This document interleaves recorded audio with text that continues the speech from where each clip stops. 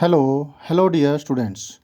अभी हम कर रहे हैं 10th class R D Sharma math exercise 3.4। Chapter का नाम है pair of linear equations in two variables. इस एक्सरसाइज का अभी हम क्वेश्चन नंबर 13 कर रहे हैं, जिसमें हमें के की वैल्यू को फाइंड आउट करना है।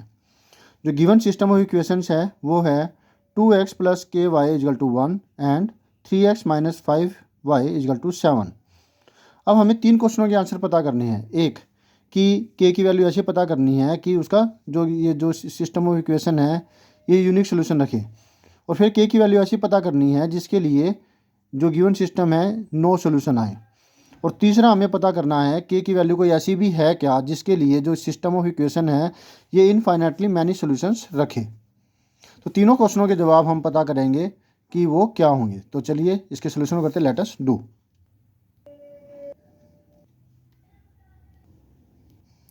तो जो हमें यहाँ पर इक्वेशंस है इनकी मदद से हमें a1 b1 c1 a2 b2 c2 की वैल्यू को पता करना है। फ्रॉम 1 एक से x का कोफिशिएंट है वो होगा a1, y का कोफिशिएंट होगा k और कांस्टेंट टर्म है 1। a2 x का कोफिशिएंट फ्रॉम 2 3, y का कोफिशिएंट b2 होगा और कांस्टेंट टर्म c2 होगी।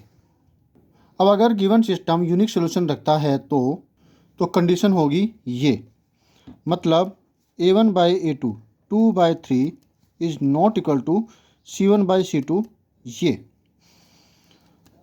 -5 उधर जाएगा, -10 हो गया by 5 is not equal to k, मतलब k की वैल्यू -10 बाई 5 नहीं होनी चाहिए। तभी क्या होगा कि जो गिवन सिस्टम ऑफ इक्वेशंस है ये यूनिक सोल्यूशन रखेगा। तो पहले का आंसर तो हमें जो है वो मिल गया। अब दूसरे का आंसर होगा यही, लेकिन बस नॉट इक्वल टू हट जाएगा।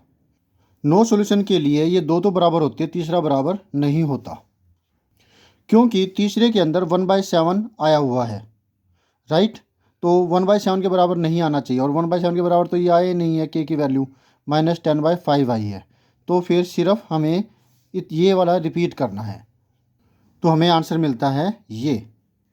क्योंकि a1 जो है वो 2/3 है, और यहाँ पर देखिए यहाँ पे 1/7 है, तो 2/3 1/7 के बराबर तो बिल्कुल भी नहीं है भाई। a1/a2 c1/c2 के बराबर नहीं है, तो फिर वैसे इतना करने पर ही हमारा काम जो है वो चल जाएगा।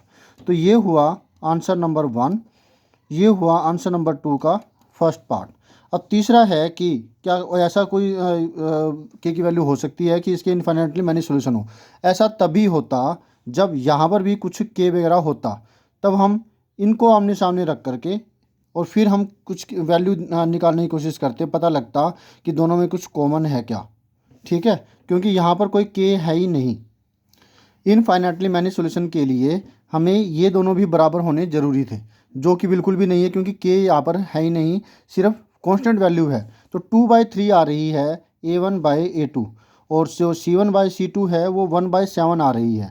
तो 2/3 1/7 के बराबर तो बिल्कुल भी नहीं है, क्योंकि समझ में आ रहा है आपको। अगर रीजन लिखना चाहो तो फिर हमें ये लिखना पड़ेगा, इनफाइनाइटली मैनी सोल्यूशन के लिए ये सब बराबर होना चाहिए, यानी कि a1/a2 इजकल टू c1/c2 होना चाहिए।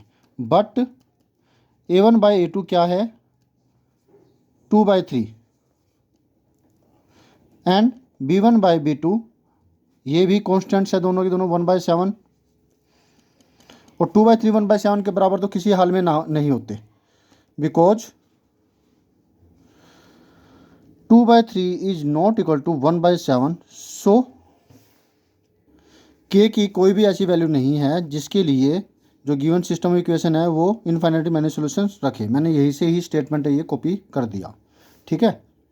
आप ये लिख सकते हैं, मैंने थोड़ा मॉडिफाई कर दिया कि देयर इज, कहाँ गया वो, ये यहाँ पर देयर, ये इज है, ये आगे आ जाएगा। There is not a value for k for which k, ये के तो काट रखा है, the system has infinitely many solution. तो ये आपका आंसर हो जाता है, ठीक है। ये नेक्स्ट आपका आंसर हो गया।